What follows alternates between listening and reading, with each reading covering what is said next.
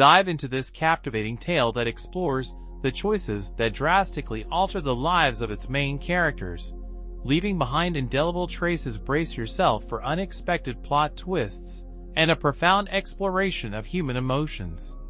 Enjoy the journey as servers and kitchen staff bustle around, attending to patrons and organizing tableware.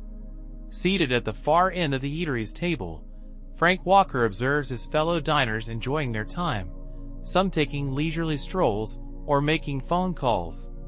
Beverages are served, and the festive atmosphere continues, but Frank is preoccupied with a puzzling message left by an anonymous server.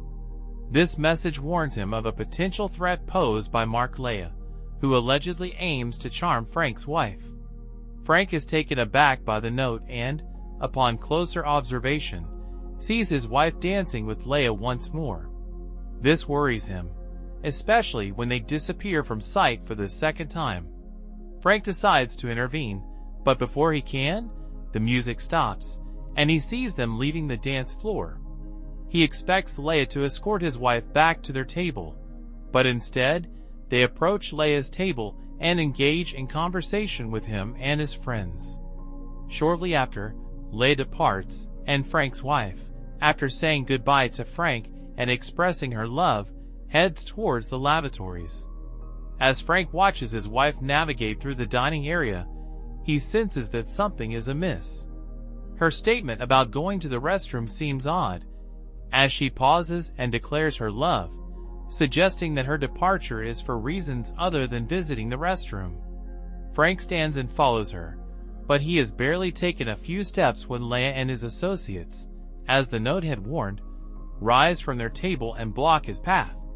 Frank Walker is a professional problem solver, traveling weekly to different countries to rectify enterprises and various entities that have encountered turmoil in their administrative operations or finances. He routinely deals with egotistical and dominating high-ranking officials who have climbed the ranks through scheming, bribery, lies, manipulation, and coercion. Daily, he faces obstinate managers and executives who exploit and intimidate employees, boasting about their sheer ruthlessness. When Frank intervenes in these situations to implement changes affecting people's jobs and well-being, he often faces resistance, bullying, and even threats. He once received threats from a narcotics syndicate for his involvement in relocating a U.S. manufacturing firm from Mexico to Alabama, but he remained undeterred, and the move proceeded. Excelling in his profession, Frank thrives when confronting selfish, ambitious, merciless, and dangerous individuals. It is essentially his forte. So, when Mark Leah, inexperienced and brash, and his group confront him, Frank swiftly manages to reverse the dynamics, making them feel intimidated. Never had they been so candidly informed of the repercussions of their actions until Frank did so, and they quickly made way for him. With Leah's associates no longer obstructing him, Frank rushes after his wife, Brooke.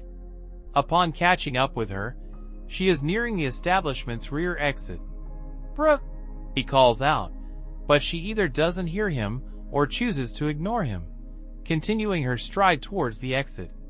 Frank increases his pace, lessening the gap between them, and calls out once more, "Brooke, where are you headed?" This time, Brooke halts, turns to face him with an irritated and inquisitive demeanor, questioning Frank's presence there.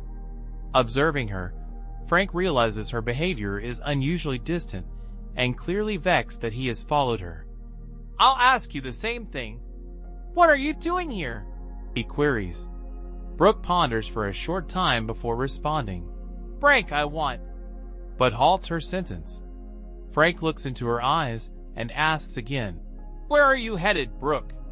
Brooke averts her gaze from Frank, thinking to herself that this situation shouldn't have unfolded and that he shouldn't be present. She begins to articulate once again, but ceases, as she needs to deliberate on what she is going to disclose to him. She recognizes that fabricating a story is futile. She is compelled to confess the reality. She has to inform him of her destination, although it will be uncomfortable for her and cause Frank distress. Earlier that evening, Brooke had encountered Mark Leah by chance. After exiting the restroom, she walked past Mark's table. He spotted her, rose from his seat, courteously halted her progress, introduced himself, and initiated a brief conversation. Subsequently, Brooke proceeded to her table to rejoin Frank and the others at their gathering. As the celebration reached its peak, the musical band made their entrance and commenced their first performance of the night. Shortly after the band started to play, Mark Leah approached the guests' table. Naturally, everyone was thrilled that a local soccer player and sports icon had made an appearance. He was congenial, introduced himself, exchanged handshakes with all the attendees, captured some selfies, signed autographs, and then invited Brooke to dance. Brooke was astounded and declined his offer, but Mark persisted politely. The other attendees encouraged her, and Frank offered no objection, so she hesitantly accepted his proposition. Needless to say, Brooke was nervous as Mark escorted her from their group to the dance floor. However, once there, Brooke found that dancing with Mark was unlike anything she had ever expected. He was youthful, attractive, bold, a skilled athlete, and an excellent dancer. During their dance, Mark's touch resonated with her in a way she appreciated. He held her in her preferred manner, and conversed in a way that was to her liking. He expressed sentiments she enjoyed hearing, charming her. From that point forward, she consistently accepted his invitations to the dance floor. As the night progressed, after several dances and growing familiarity, her attraction to him intensified, becoming a physical allure. Eventually, at the night's conclusion, he guided them from the dance floor to a secluded area where he embraced her, kissed her, caressed her, and shared his feelings for her. He proposed they go to his house for privacy and relaxation to discover one another freely.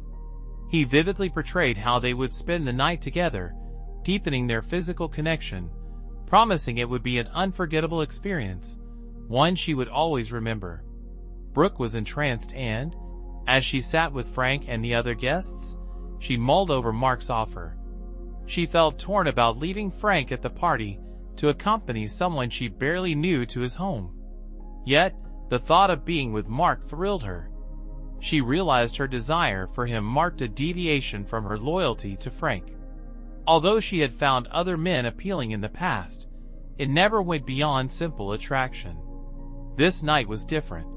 She longed for Mark's affection and yearned to surrender to the moment. Yet, she struggled with the remorse of betraying Frank's confidence and the promises made. To rationalize her decision, Brooke sought a convincing justification, one she could accept morally and hoped Frank would comprehend. She opted to leave with Mark because he was not just a professional athlete and a local star, but also had an allure and a sense of honor that fascinated her. Mark embodied the ideal of a romantic dream, and he was offering Brooke an opportunity she found irresistible. She believed Frank would view it as a distinct adventure for her, and would support her decision to pursue this connection with Mark, just this time. She expected he might be disappointed but would understand because he wasn't merely her spouse. He was her most trusted friend and partner, wishing for her to seize this singular chance with Mark. Brooke found solace in these thoughts, furnishing herself with a justification she could accept and hoped could also convince Frank. Yet, at her core, she recognized her choice to accompany Mark was driven by his bold assertion of her being his for the evening, sparking an instinctual longing she found undeniable. She determined not to miss out on such an exhilarating venture, reminding herself that, beyond being Frank's partner, she was a woman with her own needs and wishes. With her decision firm, as the birthday dinner wrapped up and the gathering moved back to the venue for additional celebrations, Mark approached their table, inviting Brooke to dance again. Frank, clearly annoyed, resisted Mark's continuous requests for his wife's presence. Brooke adeptly navigated her husband's objections, agreeing to one final dance with Mark, pointing out her enjoyment of the tune. Mark expressed his gratitude to Frank for his patience, before escorting Brooke to the dance floor. In the shadowy corners there, Mark asked if Brooke was ready to leave. She confirmed with a laugh, admitting her capitulation to him unreservedly. As the dance ended, Mark led her back to their table to discuss their departure. He reassured her about her safety and vowed to address any concerns Frank might have, trusting his assurance. Brooke positioned herself at the rear exit, ready to depart with him. However, their plan was thwarted as Frank unexpectedly showed up at the back door, indicating a flaw in Mark's scheme. He halted her exit, seeking an explanation. "Brooke, I'm waiting. Tell me where you're going," Frank demanded. Brooke mustered all the courage she could and replied, "Frank, I'm going with Mark." "Are you going with Mark?" Frank inquired, emotionless. "Yes, I'm joining Mark. He invited me to his place," she stated. Frank remained composed, questioning why she was going to his house. Circumventing the door, Frank insisted on understanding her intentions immediately. "Oh God, Frank, please let's not create a scene over this. Just let me go, and I'll clarify everything afterwards," Brooke pleaded. "No, Brooke, I need you to explain to me what's happening right now," Frank insisted, elevating his voice. Faced with Frank's insistence, Brooke became defensive. "Frank, you don't command me. Move aside and let me go," she retorted. "No, Brooke, you are my wife, and you're not leaving until you explain your actions," Frank countered. Realizing Frank's determination, Brooke understood she needed to reveal her intentions. With a nervous sigh, she began, "Frank, I realize how awful this sounds, and I honestly can't believe I'm doing this, but I'm going to Mark's to spend the night," she hastily added. "But Frank, it's only for tonight, and he'll bring me back tomorrow." Frank didn't immediately respond to Brooke's words. It took him a few moments to realize that his wife had just informed him she was planning to spend a night with Leia. However, he gathered his thoughts and replied angrily, "No, Brooke, you will not spend the night with Leia. You're not going to the sleepover. Are you? You're planning to be intimate with him, aren't you, Brooke?" Frank interrupted. Brooke avoided his stare, staying silent. "Tell me the truth, Brooke. Is that your plan?" Frank persisted. Brooke remained silent, her eyes fixed on the ground. "Brooke, I know I'm correct," he asserted. Brooke eventually replied, "Yes, Frank, you're correct. I'm planning to be intimate with Mark," she admitted. There was silence in the hallway. Finally, Brooke looked up and noticed the confused expression on her husband's face. "Frank, what are you thinking about?" she asked. Frank Walker was a man who was not easily surprised or shocked, but what his wife had just revealed to him deeply disturbed him. Even after reading the note that warned him this might happen, for a brief moment, he lost his composure. "What am I thinking? I'll tell you what I'm thinking, Brooke. I think this is utterly astonishing. Just insane. That's what I'm thinking," he exclaimed. Brooke was startled by Frank's rare outburst. She had never witnessed such anger from Frank during their time together, and it frightened her. "Oh God, Frank, I'm sorry. I'm sorry," Brooke said, still unable to meet his gaze. "Why, Brooke? Why are you doing this?" Frank demanded. "Frank, I know this might seem mad to you, but please just listen," she implored. "I'm listening," he replied. "Frank, probably every woman fantasizes about a romantic encounter with a celebrity or someone wealthy and famous," Brooke said. Frank cut her off sarcastically. "Let me guess. Mark Leia is your fairy tale prince or your knight in shining armor? Please, Frank, don't mock this. This is every woman's fantasy. Mark isn't just anyone. He's exceptional. He's a true gentleman, a star, and a celebrity. I want to live the dream every woman fantasizes about. So please, Frank, show me that you love me by allowing me this experience," she pleaded with her husband. "So tonight, you'll go to Leia's, be intimate with him, and tomorrow, he'll return you home. Then, we'll continue as a happily married couple, as if this encounter never happened. Is that what you're saying, Brooke? Frank questioned. It's not an affair. It's just one night. Yes, tomorrow I'll come back, and my dream will have come true. I will be happy, and you will be happy because you supported me in this, and we'll move on, she responded, hoping Frank believed her. However, upon seeing his reaction, Brooke realized things weren't unfolding as she had hoped. So, you're discarding me to be intimate with your charming prince, who you see as far superior to me, Frank stated. Damn, Brooke, that really hurts. Are you implying I'm not special, not a real man? He asked. No, Frank, you are special. You are a real man, she explained in distress. Well, Brooke, then what did you mean? He queried. I'm not a professional athlete or a celebrity who supposedly knows the secret to pleasing a woman sexually. Is that it, Brooke? Frank looked down. There's more to it, she mentioned. Then, what's the issue? Are you bored with me, Frank? He asked. No, Frank, you're the greatest, she insisted. But Frank interrupted. I'm the best, yet you still need someone else. Yes, she admitted, her gaze still averted. So tonight, you acknowledge that the person you desire is Mark Leia, Frank said as she conceded, still avoiding his look. So you've decided to spend the night with Mark Leia, engaging in a night full of passion, he concluded. It's not about love. I don't have feelings of love for him.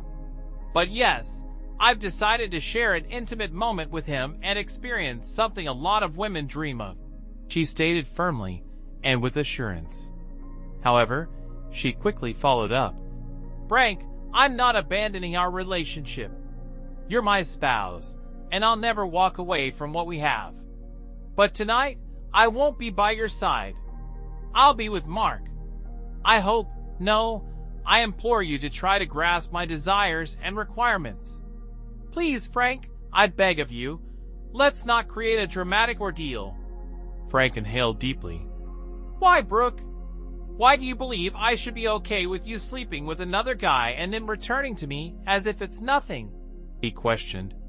It's because you've always approached me with an open heart, and you've consistently respected my emotions, desires, and necessities with care and attention. I trust that when you see how meaningful this night with Mark is to me, you'll manage your frustration and approach it as a calm, seasoned, cultured individual, she explained to her husband. Can I deal with it? Can I actually cope? Please make it clear to me how I'm supposed to come to terms with the fact that tonight you'll be in Mark Leia's bed and he'll take you. How am I to face tomorrow when he drives up with you, and I learn that you two shared not just a moment, but the entire night together?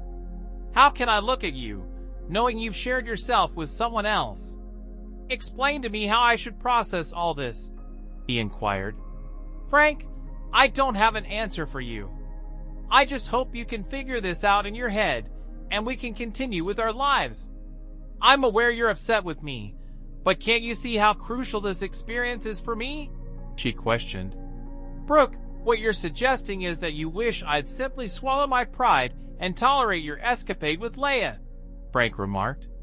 This isn't a fling, she yelled. No, Frank, I don't expect you to just be okay with it. I'm asking you to acknowledge my emotions and necessities and to reconcile with them because of your love for me and because you're my closest companion, my kindred spirit. You wish for me to have this unique encounter and experience I might never have again. Frank, this is my plea to you, dear, she expressed to him. Frank mulled over Brooke's appeal momentarily. He struggled to understand how she could expect him to accept her intimacy with Leia. The longer he pondered, the clearer it became that she failed to understand the seriousness of her actions and their effect on him and their bond. It appeared she was lost in a fantasy inspired by her interaction with Leia that evening. He felt compelled to snap her back to reality. Brooke, what do they call a guy whose wife has relations with another man? He probed. After thinking it over for a bit, Brooke struggled with the term. Exactly, Brooke. They refer to him as a cuckold, a man whose wife is involved with another man for pleasure. But I refuse to be made a cuckold by you and Mark Leia, he declared decisively.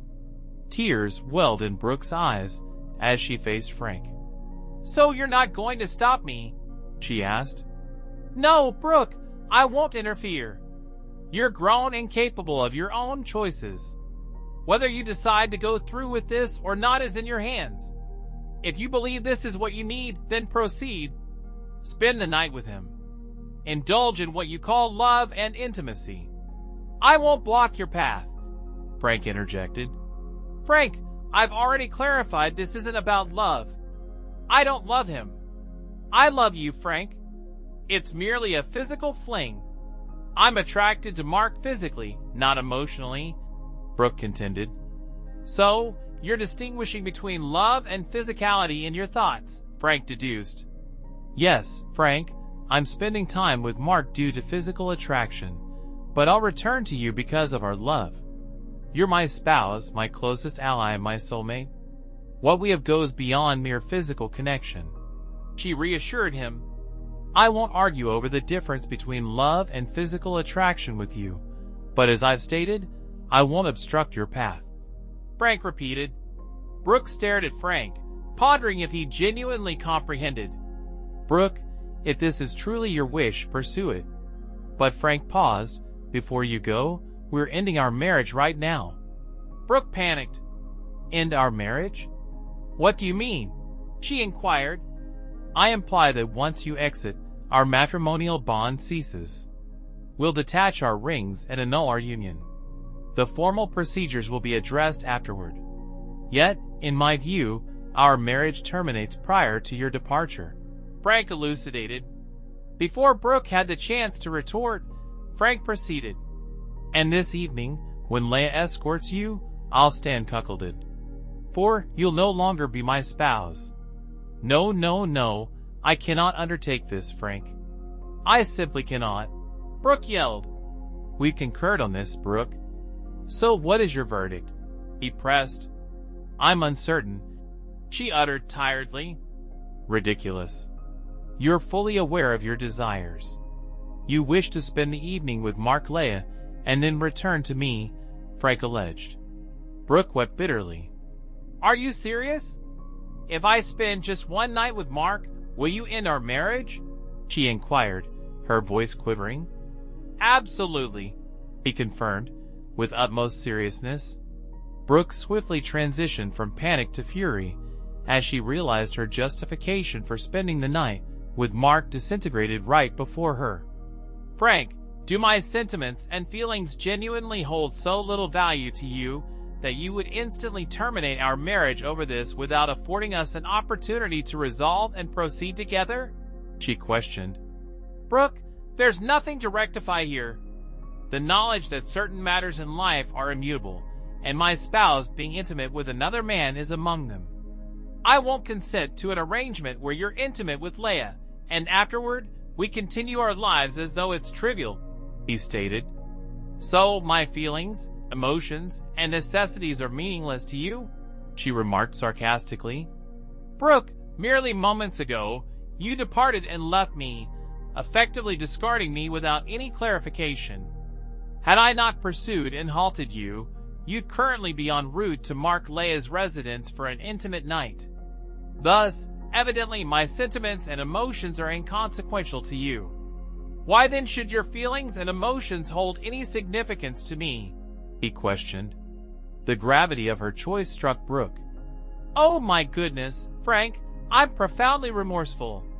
It never crossed my mind, she expressed. Damn it, Brooke, don't claim you didn't contemplate it because you did. All I could think about was you getting ready for Leia and the sensuous activities he had planned for you, Frank began. You certainly didn't consider my perspective. Why you left, your destination, and your actions, he articulated. Oh God, Frank, please trust me. I had no intention of departing without informing you of my whereabouts. Upon arriving at Mark's, I intended to message you, elucidating my location and action. She explained. Message me? Really? Frank laughed. So you're saying, while you're in bed with Leia, your intention was to message me? Frank, I regret leaving the gathering, but I chose to visit Mark Leia for some private moments.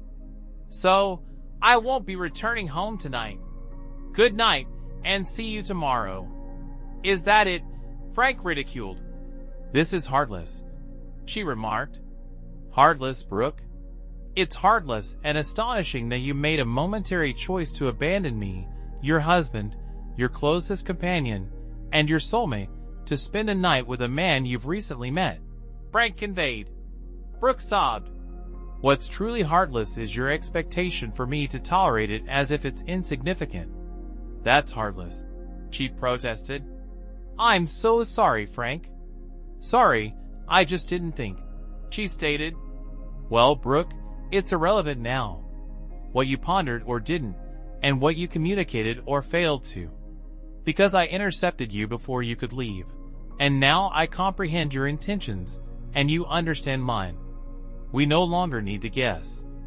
Now, we must confront the reality, Frank said with resolution. Brooke gazed at Frank with a questioning look. And what's the key? She inquired. The essence is this. It's the exit, and Leia waits you outside.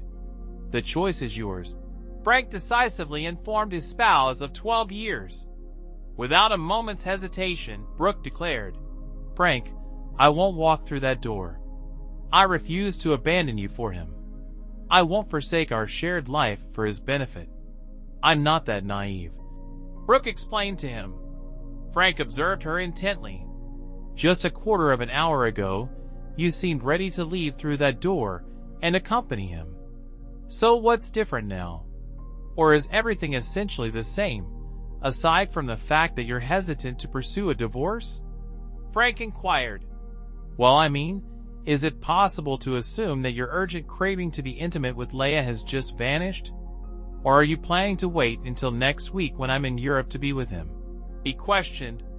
No, why would you think that? Brooke exclaimed, raising her voice.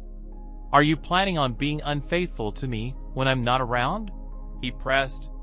No, no, no, I have never been unfaithful to you. I would never betray you. I adore you, she declared loudly. But earlier tonight, you were on the verge of being unfaithful. If I hadn't intervened, you would be betraying me at this moment for the second time, Frank recounted. The truth struck Brooke forcefully, and she was suddenly confronted with the reality of her actions towards Mark. Oh my goodness, no, no, no. What was I thinking? She yelled. So what occurred? He inquired. I'm not certain, Frank. I'm completely bewildered. I can't grasp how I thought it was okay to go with Mark, believing it wouldn't be wrong or upset you, she admitted. Frank listened, yet his doubtful look didn't escape her. She realized she needed to be utterly transparent with him. Frank, I honestly don't know what got into me. It all started when Mark came up to our table, asking me to dance, and led me to the dance floor. He was so bold and insistent, constantly expressing his desire for me, and how enjoyable it would be to be together in a romantic sense. Then, he held me close, kissed me, and started to caress me. And, Frank, I didn't resist. I didn't push him away, she confessed, with tears running down her cheeks. So you motivated him, Frank pointed out. Yes, I motivated him. I'm deeply sorry, Frank, she sobbed. Then, I persuaded myself that leaving with him was the correct choice, and that you would comprehend and not mind if I went with him. All I can articulate is that I recognize I've made a huge mistake, and I'm terribly sorry. She wept.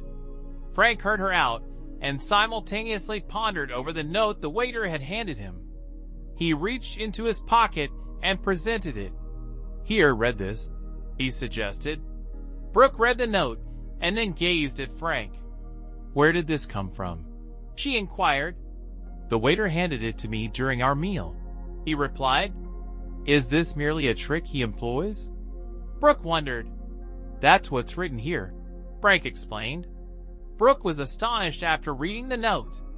I can't fathom it, she remarked. He singled you out from the crowd and enticed you. He deceived you, Frank explained. Brooke repeatedly reviewed the note. Was what he did to me all just for amusement? She questioned.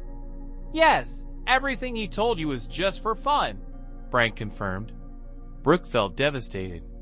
She realized she was merely the target for this week's scheme, a prize to fulfill Leia's lust for married women. Last week, it might have been a woman named Debbie. The following could be Sandy. But this week, it's me. Brooke acknowledged her error in the distressing realization that she jeopardized her marriage. Frank, I feel nauseous, she uttered, turned, and hurried to the restroom. After throwing up multiple times, she washed her hands and face, seeing her reflection in the mirror, looking completely worn out, mirroring the chaos of the evening. Exiting the restroom, Brooke saw Frank waiting by the exit. She approached him quickly and embraced him. Oh, Frank, I'm profoundly sorry. Please forgive my foolishness and naivety, she pleaded amid sobs. Frank gazed at her and then uttered, Brooke, Leia caught you unawares. Then he charmed you to the degree that you believed engaging in intimacy with him would lead to no repercussions. That I would be indifferent if you engaged in a fleeting encounter with him. But now, you've discovered the contrary. You now understand. Heading towards the exit, Frank noticed two of Leia's comrades were still present. They observed him and Brooke. Brooke, here. I need to converse with Leia's acquaintances, Frank declared. Please let it be.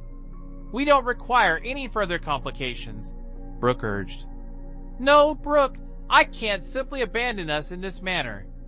And with those words, Frank departed, leaving Brooke by herself, approaching Leia's companions. Gentlemen, we seek no trouble, one of his comrades expressed.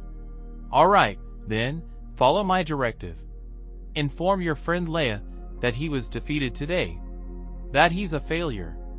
Inform him that Frank Walker will broadcast globally that Mark Leia is a failure, Frank commanded. Both of Leia's comrades gazed at Frank, dumbfounded. Sir, we cannot convey this to them. He annihilated both, one remarked. Do you prefer to confront me or him? Frank inquired. Sir, we wish for no quarrel with you, one replied. Wise decision. Now, one of you, use the phone and relay my message. Do it now. And mention that upon my departure, it'd be prudent for him not to appear anywhere, Frank instructed. One of the men grabbed the phone, dialed Leia's number, and relayed Frank's message. Frank didn't catch the dialogue, but he sensed that Leia was seething with rage because his friend advised him against any rash actions, and then the conversation ceased. What was his response? Frank queried. He said he would end you, one of the men responded. Okay, Frank acknowledged. Oh, Frank, I vow to you, after everything, I'll never allow another man near me, she asserted. Frank stared at her briefly, then responded, Okay. And when we socialize as we did tonight, I'll endeavor to assist you in maintaining that vow. I should have intervened before Leia and snared you, but I failed. Thus, this fault lies with both of us and also with Leia, for he ought not to have pursued a married woman. So, Brooke, I absolve you and myself, but not Leia. And I'll confront him eventually, Frank continued. Oh, Frank, I'm grateful for your empathy, but please, let's disregard Mark. We'll never cross paths with him again, and he's not worth the potential difficulty, she stated. Following her comment, Frank pondered why she didn't wish for Mark to endure any repercussions. After all, Leia nearly cost Brooke her marriage. Why wouldn't she desire him to experience some distress for ensnaring her in his scheme?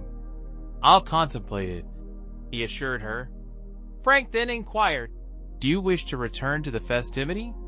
No, Frank, let's head home, Brooke exclaimed. Absolutely yes, let's just return home, Frank agreed.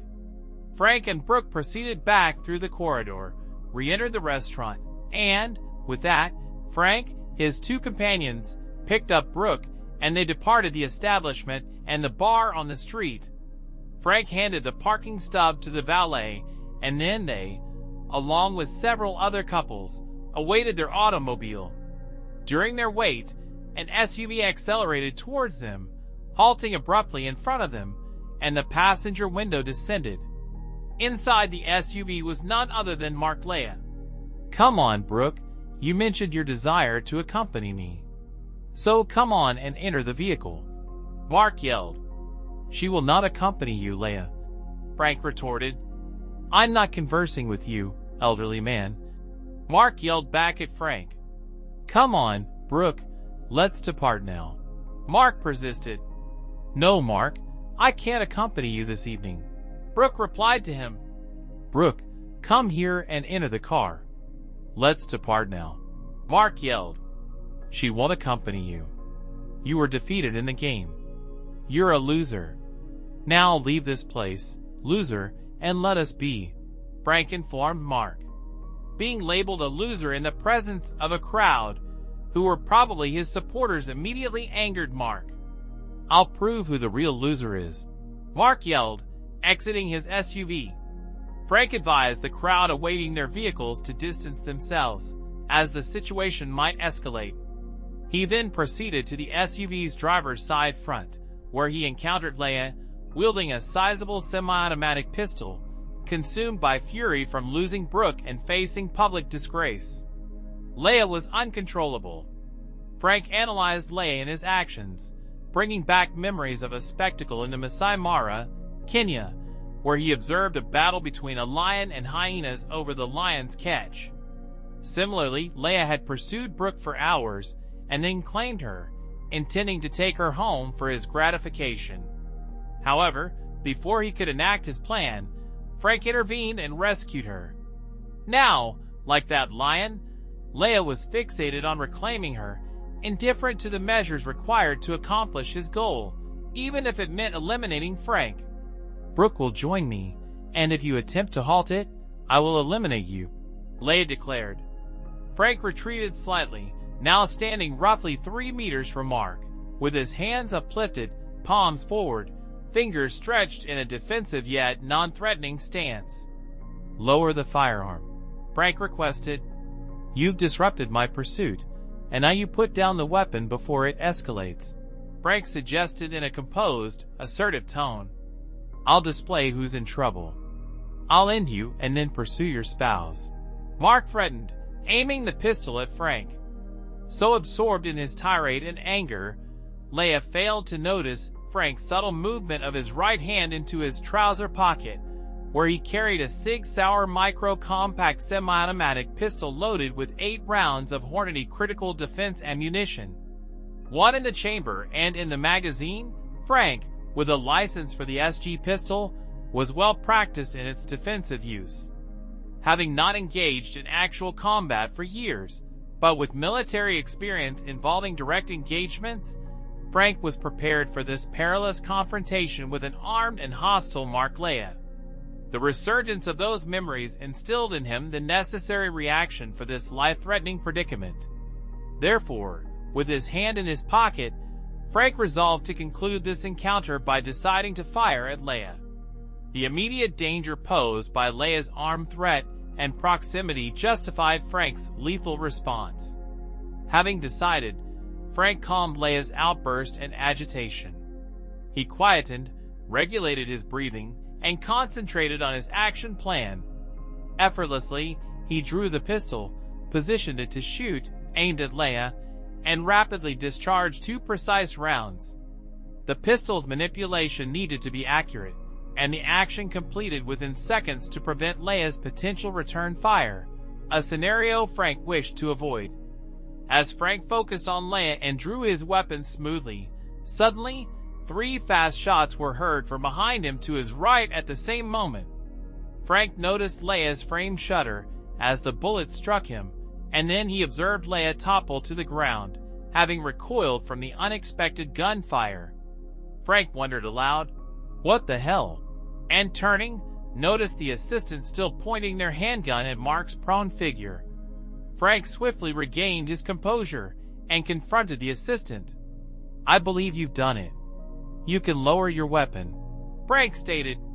"He was going to eliminate you," the assistant replied, lowering the firearm. "Yes, that's what he mentioned," Frank responded, then inquired, "Who are you?" "I'm an off-duty officer and in charge of security here," the assistant explained as they hastened towards Leia. "Oh, excellent. I'm relieved you're here," Frank expressed. "Yes, I'm thankful I'm here too," she responded. Frank and a security guard crouched beside Leia, who was alive and alert but moaning in agony from 3 bullet injuries. "What occurred, Mark?" Leia groaned. "You were fired upon. Remain calm," Frank instructed. "Was I shot?" Mark inquired. "Indeed, you were shot," Frank confirmed. "Who fired at me?" Mark questioned. "I fired at you, Mark," the officer confessed. Mark stared at the officer, uttering, "Marguerite?" "Yes, Mark," she replied. "Oh my gosh, Marguerite, why? Why did you fire at me?" Leia questioned, breathless. "Because you were about to murder this gentleman," Marjorie explained. Mark was panting heavily and bleeding profusely. "Oh God, it hurts so much. Please aid me. I've summoned the ambulance. They're en route. Stay put and hang on," Marjorie instructed. Leia was gasping for breath. "I didn't intend to murder him. It was merely a gesture," Mark stated, struggling for breath. "Pointing a firearm and menacing someone is no gesture," Marjorie retorted. "Marguerite, you're aware it was a gesture," he said in a faint voice. "Mark, how often must I tell you that your gestures might result in your demise?" she replied. "I understand, but it was only a gesture. I was merely jesting." He wept. "Oh God, I'm so chilly. Why am I so cold?" Then he looked at Frank and pleaded, "Please, sir, I'm extremely parched. Could you fetch me some water?" Frank turned and called to the bystanders to procure water for Leia. Leia was losing blood rapidly, and Frank realized that even if the paramedics arrived immediately, nothing could be done to save him because he had bled out excessively.